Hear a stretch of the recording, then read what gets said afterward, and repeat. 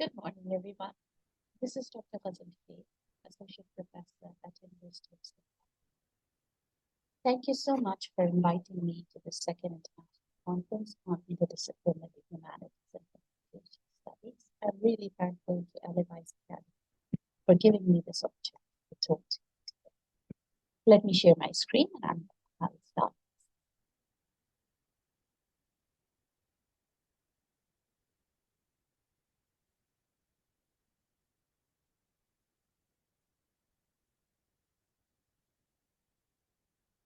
So today I'm going to talk to you about teaching citizenship through literature, which is my research interest.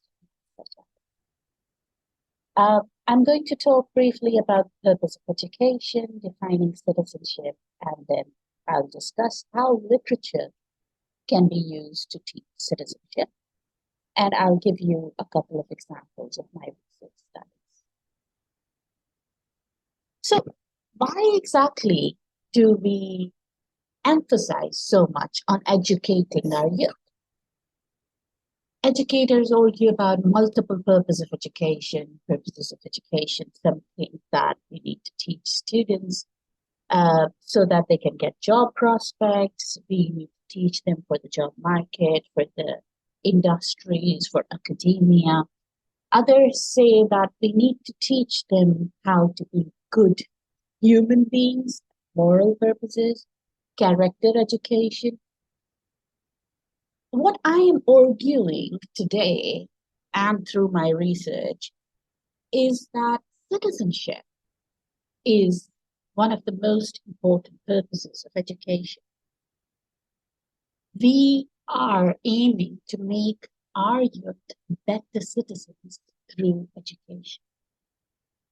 Being a teacher of English literature, I emphasize that literature also serves a great purpose in teaching citizenship. But before we get to that, I want to talk to you about how exactly to define citizenship. What is citizenship? Citizenship is about enabling people to live with a sense of rights and duties in a civilized society. I use Kogan's citizenship framework, which defines citizenship in terms of three elements: identity, rights, and duties. So you have a sense of identity, a sense of belonging to the society of which you're claiming to be citizens. And you have, as a result of that identity, you have a set of rights and a set of duties. So why literature? Now, as I'm arguing that citizenship is the purpose of all education, I am also arguing that literature provides us that space as teachers to be able to incorporate different themes within the discussion. When you are teaching a literary text, you can ask students to look at the social, political, moral issues within that text and discuss that in the light of their own lives and societies and observations. So literature provides that space for discussion, for dialogue, for interpretation. And this space can be used to teach various themes of citizenship as well. There has been a number of research studies on teaching citizenship through literature. In the UK and Europe, at school level, there are studies such as Spurgeon, Hall, who have talked about how students looked at different themes of identity, discrimination, and specifically thinking about Spurgeon's study. Then in US, there are more recent studies. The National Council for Social Studies, NCSS, has given a list every year of texts that can be used to teach social studies themes, a rough equivalent of citizenship, in through selected literature. And a number of more recent studies have been done in this context. Example, Martin and colleagues, recent as compared to the UK. choice of text is something that these researchers tend to talk about. They say that texts can be used to create an anti-civic effect. They can be used to give alternative perspectives. So how the teachers choose the text should also be considered, because different kinds of text will have different kinds of effects on the minds of the readers. So this is an example of one of the studies that I have conducted. This is about readers' response to citizenship in novels. So I had selected 4 novels that I took undergraduate students' views on.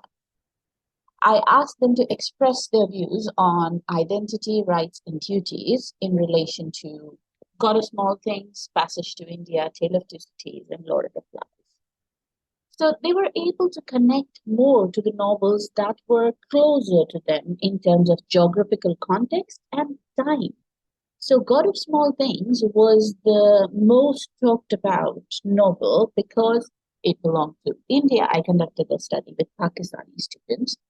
So since it belonged to India, the society was similar. And since it was written in 1997 and I was doing this data collection in 2015, so it was a similar era and they were able to connect more closely to it. The second one was Passage to India because it was also from the Indian context. Tale of Two Cities, written in Victorian era, written about French Revolution, was too far away for these students to be able to connect with. But they did talk about themes of identity, rights, and duties in relation to all 4 of the novels. So, therefore, I argue that fictional text can be used as a medium to reinforce citizenship in the classroom.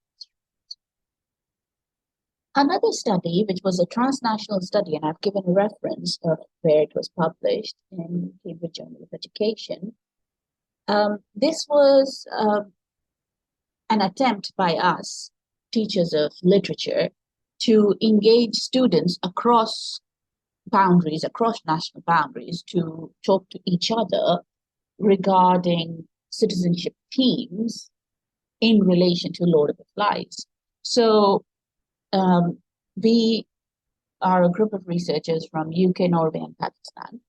And we asked our students to discuss in a literature circle group discussion within the classroom in relation to Lord of the Flies. And then we engaged them in discussions across contexts with peers from UK, Norway, and Pakistan in different Google groups. Like on the Google document, we let them discuss it with each other.